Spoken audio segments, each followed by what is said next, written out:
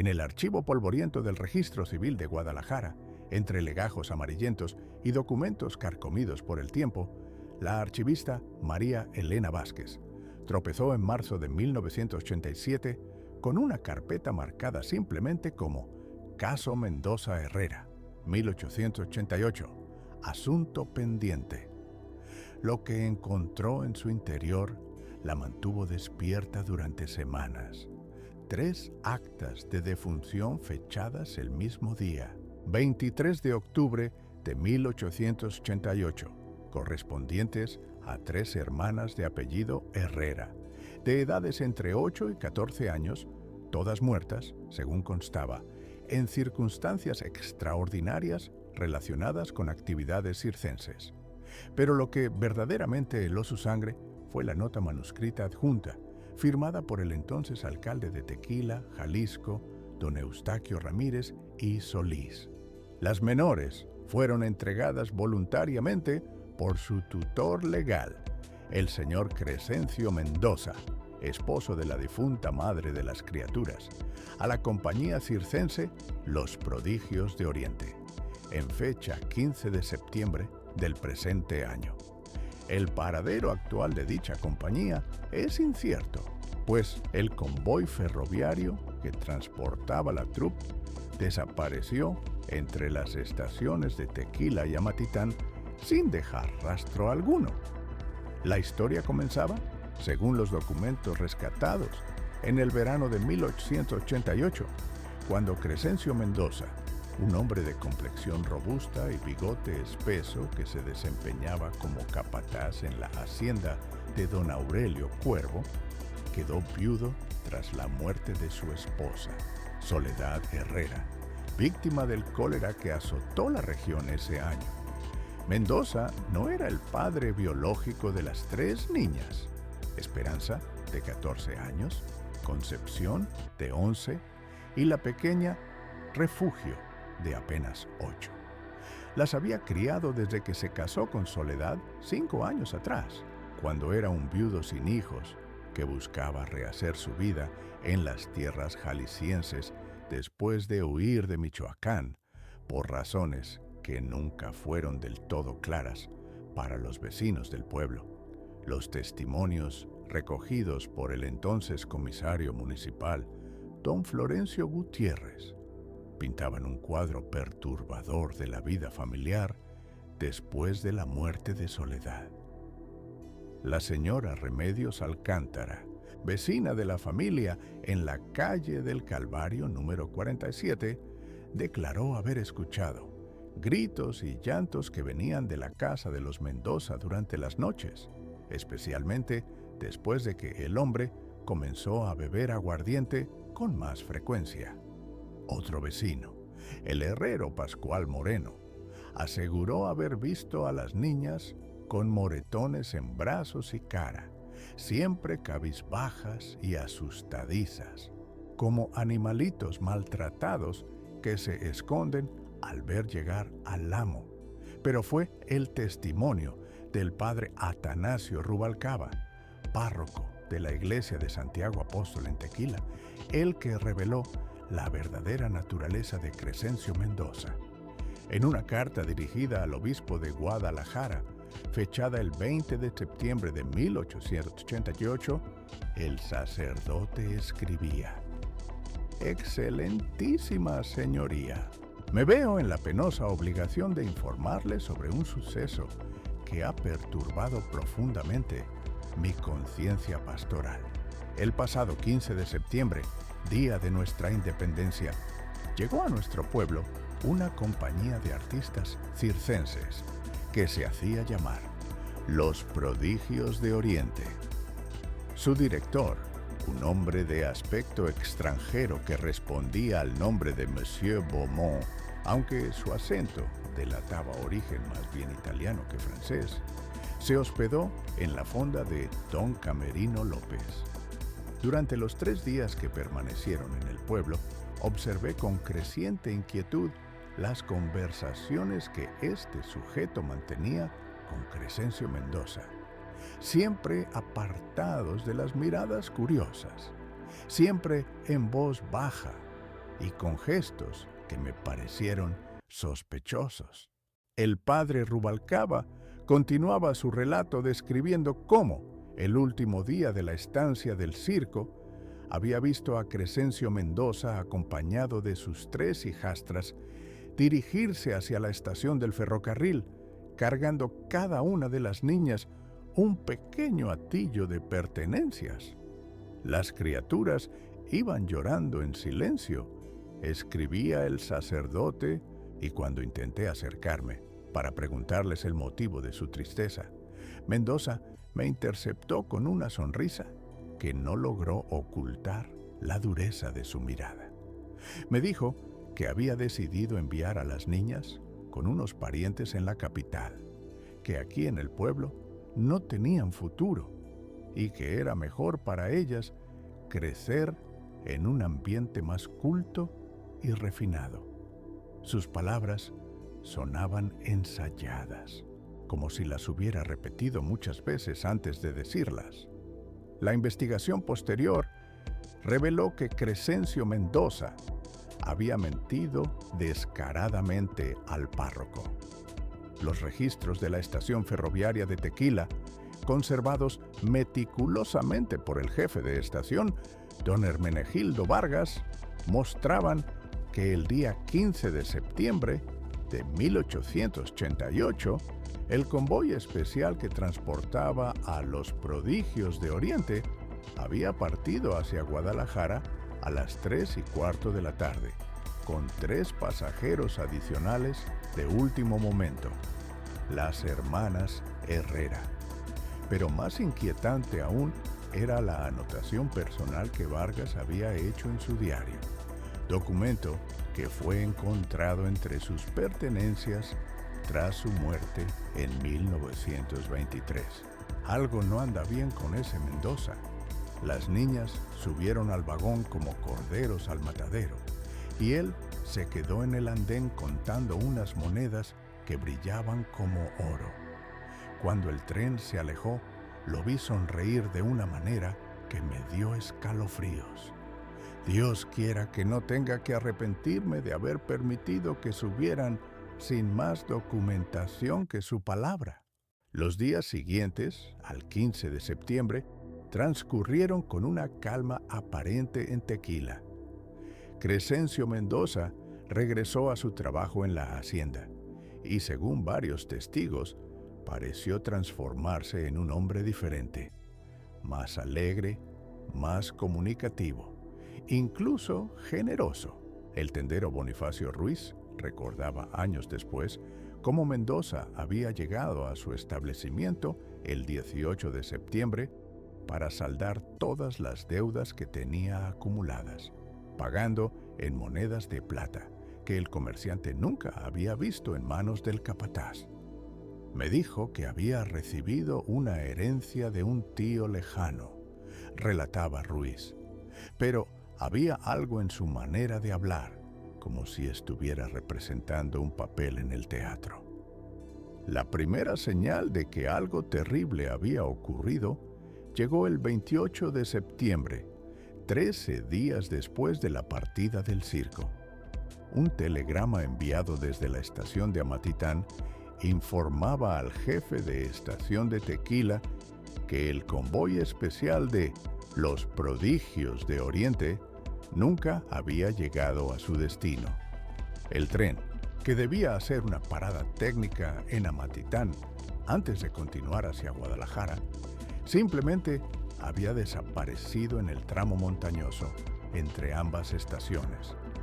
Las autoridades ferroviarias iniciaron inmediatamente una búsqueda que se prolongó durante 3 semanas, rastreando cada kilómetro de vía férrea, cada puente, cada túnel en la accidentada geografía jalisciense. Lo que encontraron el 23 de octubre fue una escena que desafiaba toda explicación racional. A unos 500 metros de la vía principal, en una cañada oculta entre espesos matorrales de huizache y mezquite, yacían los restos calcinados de 3 vagones de tren. No había rastro de la locomotora ni de los demás vagones que formaban el convoy. Los restos estaban tan carbonizados que resultaba imposible determinar qué los había causado. Pero lo más perturbador era la disposición de los vagones. Estaban colocados formando un triángulo perfecto, como si hubieran sido arrastrados hasta allí intencionalmente y luego incendiados, siguiendo algún ritual macabro. El capitán de la Guardia Rural, don Evaristo Castellanos, quien dirigió las labores de rescate, escribió en su informe oficial: en el interior de los vagones encontramos los restos mortales de aproximadamente 20 personas, tan calcinados que resulta imposible su identificación individual. Sin embargo, entre los objetos rescatados del siniestro se hallaron 3 pequeños rosarios de plata con las iniciales E.H., C.H. y R.H. respectivamente, así como fragmentos de vestimentas infantiles que coinciden con las descripciones proporcionadas por los vecinos de Tequila respecto a las prendas que vestían las hermanas Herrera el día de su partida. Pero el hallazgo más perturbador estaba aún por venir. En una bolsa de cuero parcialmente quemada, los rescatistas encontraron un cuaderno que había pertenecido a alguien identificado únicamente como M. Beaumont, director artístico. Las páginas supervivientes del fuego contenían anotaciones en una mezcla de italiano, francés y español que helaron la sangre a quienes las leyeron.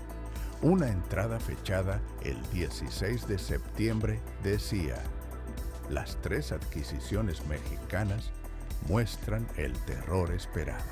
La mayor, E, intenta proteger a sus hermanas menores, lo cual resulta útil para nuestros propósitos. La mediana, C, posee una voz que será perfecta para las presentaciones nocturnas. La pequeña, R, tiene esa inocencia que tanto aprecia nuestra clientela especial en las ciudades. Otra entrada, fechada 2 días después, era aún más escalofriante. Hemos establecido contacto con los compradores de Guadalajara. Las 3 mexicanitas están siendo preparadas según los métodos tradicionales. El negocio promete ser muy lucrativo, especialmente considerando la inversión mínima realizada. Mendoza resultó ser exactamente el tipo de hombre que necesitábamos. Codicioso, sin escrúpulos y lo suficientemente estúpido como para no hacer preguntas incómodas. La investigación que siguió al descubrimiento de los vagones reveló que los prodigios de Oriente no era en absoluto lo que aparentaba ser. Las autoridades de varios estados habían recibido denuncias similares en los meses anteriores. Niños que desaparecían después de la visita de compañías circenses, siempre en pueblos pequeños, siempre involucrando a familias disfuncionales o tutores sin escrúpulos. El patrón era invariablemente el mismo. Llegaba el circo, identificaban a los niños más vulnerables, negociaban en secreto con sus cuidadores y los menores desaparecían para siempre. El comisario Gutiérrez inició inmediatamente una investigación sobre Crescencio Mendoza, pero cuando las autoridades llegaron a su domicilio el 30 de octubre, encontraron la casa vacía. Los vecinos informaron que Mendoza había abandonado el pueblo durante la noche del 28 de octubre. Curiosamente, el mismo día en que se hizo público el descubrimiento de los vagones calcinados. Se había marchado sin despedirse de nadie, sin cobrar el salario que le debía la hacienda, sin llevarse ninguna pertenencia que no cupiera en las alforjas de su caballo. La búsqueda de Mendoza se extendió por varios meses, pero el hombre parecía haberse desvanecido como humo. Sin embargo, En diciembre de 1888, el comisario Gutiérrez recibió una carta anónima que contenía información inquietante. El remitente, que se identificaba únicamente como un conocedor de la verdad, escribía: «Si buscan a Crescencio Mendoza, no lo hagan entre los vivos. El muy cobarde no pudo soportar el peso de lo que había hecho. Busquen en el fondo del pozo de la hacienda donde trabajaba, pero tengan cuidado. Hay cosas que es mejor dejar enterradas». Siguiendo esta pista, las autoridades registraron la hacienda de don Aurelio Cuervo y efectivamente encontraron, en el fondo de un pozo aparentemente seco, el cadáver de Crescencio Mendoza. El cuerpo mostraba una herida de bala en la sien derecha y junto a él yacía un revólver. En los bolsillos de su chaqueta encontraron una nota de suicidio que decía simplemente: «No pude imaginar que fueran a matarlas. Solo quería el dinero. Dios me perdone». Pero los investigadores también hallaron algo más: una bolsa de cuero que contenía exactamente 30 monedas de plata, el precio que, según los rumores del pueblo, había recibido por entregar a las niñas. El caso fue oficialmente cerrado en enero de 1889, catalogándose como homicidios múltiples, en el contexto de actividades delictivas relacionadas con trata de personas. Sin embargo, varios aspectos del caso nunca fueron esclarecidos satisfactoriamente. ¿Cómo habían llegado los vagones hasta esa cañada remota? ¿Qué había pasado con la locomotora y el resto del convoy? ¿Quién había matado a Crescencio Mendoza y por qué? ¿Había sido realmente un suicidio? ¿O alguien había querido asegurarse de que nunca pudiera revelar más detalles sobre la organización criminal? Los años pasaron y la historia de las hermanas Herrera se convirtió en una de esas leyendas locales que se transmiten de generación en generación, pero que van perdiendo sus contornos reales hasta transformarse en relatos fantasiosos. Sin embargo, la investigación realizada en los archivos durante la década de 1980 reveló que el caso de las hermanas Herrera no había sido un incidente aislado. Entre 1885 y 1890, al menos 17 niños de diferentes pueblos de Jalisco habían desaparecido en circunstancias similares, siempre relacionadas con la visita de circos ambulantes, siempre involucrando a familias pobres o disfuncionales. Más inquietante aún era el patrón geográfico de estas desapariciones.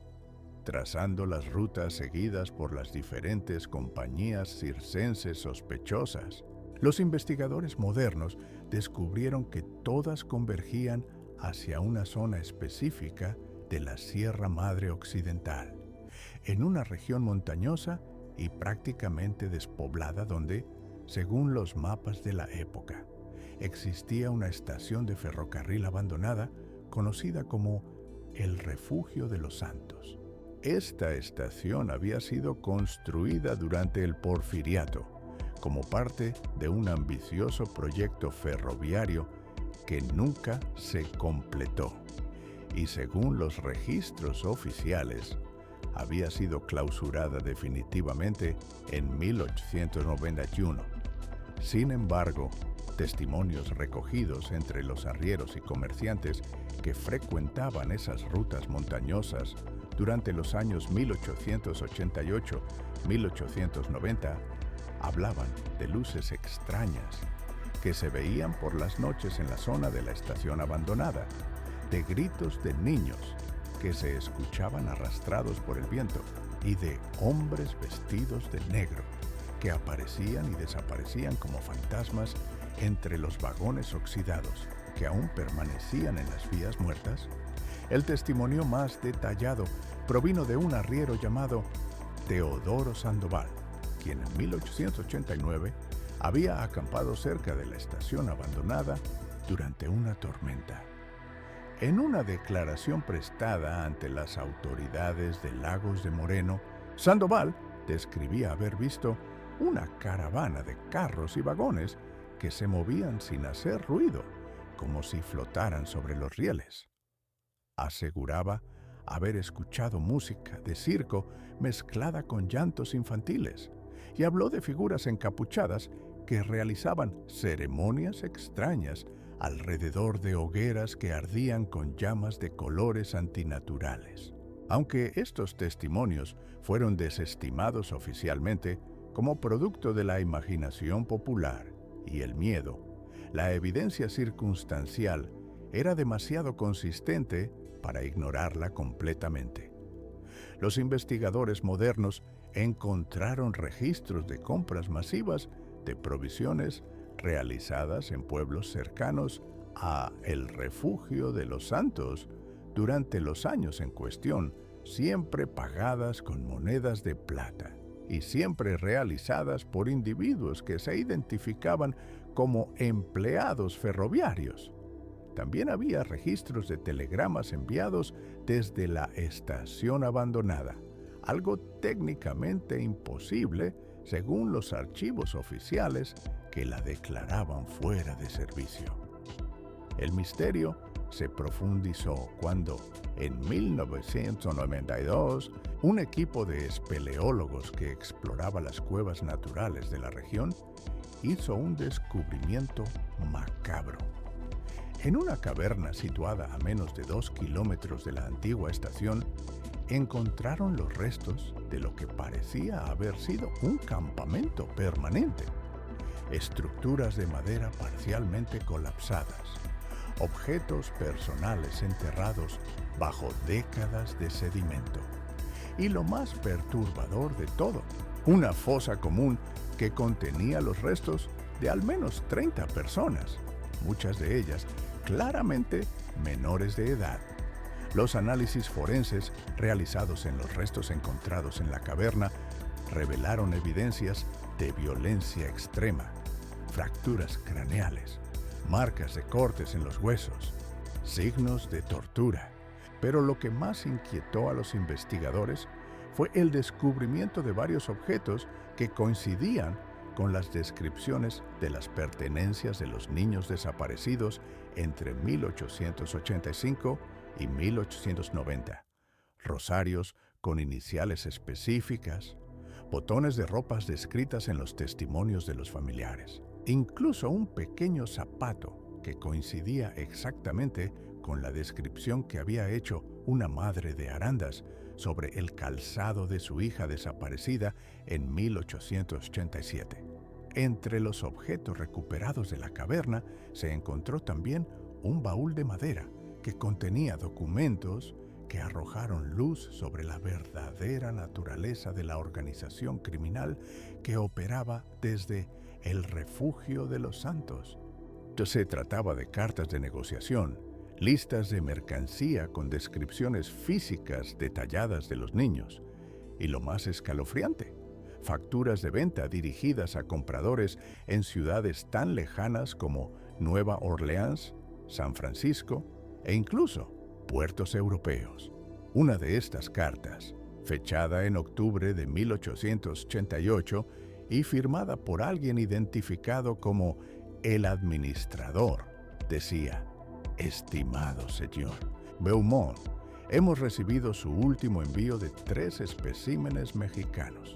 La calidad es excepcional, especialmente la pieza número 2, edad aproximada 11 años, cabello castaño, ojos verdes, que ya ha sido separada para un cliente especial en París que paga precios extraordinarios por este tipo específico. Las otras 2 piezas serán procesadas según los procedimientos estándar y enviadas a los mercados del Golfo antes de fin de mes». Pero quizás el documento más revelador era un diario personal, aparentemente llevado por uno de los miembros de la organización, que describía en detalle las operaciones diarias del grupo criminal. Las entradas, escritas en un español rudimentario salpicado de palabras en italiano, revelaban un nivel de crueldad y sistematización que superaba las peores pesadillas. Una entrada fechada el 20 de octubre de 1888, apenas 3 días antes de que fueran encontrados los vagones calcinados, decía: «Las 3 mexicanitas han causado más problemas de los esperados. La mayor no deja de llorar y se niega a comer. Tuvimos que separarla de las menores después de que intentara escapar durante la noche. El jefe ha decidido acelerar el procesamiento. Mañana partirán en convoy, separado hacia los compradores del norte». La última entrada del diario estaba fechada el 22 de octubre de 1888. Algo ha salido terriblemente mal. Los compradores del norte rechazaron la mercancía alegando que llegó dañada. El jefe está furioso y ha ordenado liquidar toda la evidencia. Mañana quemaremos los vagones de transporte en la cañada usual. Los restos serán procesados según el protocolo estándar. Nota personal: esto se está volviendo demasiado arriesgado. Consideraré seriamente la oferta del Grupo de California. Esta entrada sugería que el incendio de los vagones donde murieron las hermanas Herrera no había sido un accidente o resultado de un enfrentamiento, sino una operación deliberada de eliminación de evidencia por parte de la misma organización criminal que había comprado a las niñas. Las hermanas, al igual que otros niños antes que ellas, habían sido asesinadas simplemente para borrar las huellas del crimen cuando las cosas se complicaron. Los investigadores también descubrieron que Crescencio Mendoza no había sido la única persona del pueblo involucrada en la red criminal. Análisis posteriores de los registros financieros de varios comerciantes y autoridades locales de Tequila revelaron pagos irregulares y aumentos súbitos de patrimonio durante los años 1888-1890, sugiriendo que existía una red de cómplices que facilitaba las operaciones de los traficantes de niños. El padre Atanasio Rubalcaba, quien había sido uno de los pocos en sospechar de las actividades criminales, murió en circunstancias extrañas en enero de 1889, apenas 3 meses después del descubrimiento de los vagones quemados. Oficialmente, el sacerdote había fallecido por una caída accidental en las escaleras de la iglesia, pero su sobrina, que vivía con él en la casa parroquial, siempre mantuvo que su tío había estado recibiendo amenazas anónimas desde que escribió su carta al obispo denunciando las actividades sospechosas de Crescencio Mendoza. Hoy en día, más de un siglo después de los hechos, el caso de las hermanas Herrera sigue siendo oficialmente un expediente abierto en los archivos judiciales de Jalisco. Los descendientes de las familias afectadas han mantenido viva la memoria de los niños desaparecidos y cada año, el 15 de septiembre, fecha en que las hermanas Herrera fueron entregadas al circo ambulante, se celebra en Tequila una misa en su memoria en la iglesia de Santiago Apóstol. Pero hay quienes aseguran que la historia no ha terminado. Los trabajadores del ferrocarril que aún transitan por la ruta entre Tequila y Amatitán hablan de fenómenos inexplicables que ocurren en las fechas cercanas al aniversario de la desaparición. Silbatos de tren que suenan en la distancia cuando no hay ningún convoy programado. Risas infantiles que se escuchan entre el ruido de las ruedas sobre los rieles y sombras pequeñas que corren paralelas al tren durante las noches sin luna. El maquinista Jesús Guerrero, con 40 años de experiencia en la ruta, jura haber visto en más de una ocasión a 3 niñas vestidas con ropas del siglo XIX, paradas en el andén de la estación abandonada de El Refugio de los Santos, esperando un tren que nunca llegará. Siempre están ahí cuando paso por las madrugadas, dice Guerrero. La mayor protege a las 2 pequeñas, como si todavía tratara de cuidarlas. Nunca me miran directamente, pero sé que me ven. Sé que saben que alguien las recuerda. Y en las noches de octubre, cuando el viento baja de la sierra arrastrando el olor a tierra húmeda y hojas secas, los ancianos de Tequila aún evitan mirar hacia las vías del ferrocarril, porque dicen que si uno se concentra lo suficiente, puede escuchar en la distancia el eco fantasmal de un tren que nunca regresó, llevando para siempre las almas de 3 niñas que confiaron en los adultos que debían protegerlas y que encontraron en cambio la traición más abyecta y el final más cruel que una infancia inocente puede enfrentar en este mundo despiadado, donde el mal se disfraza de virtud y la codicia humana no conoce límites ni piedad.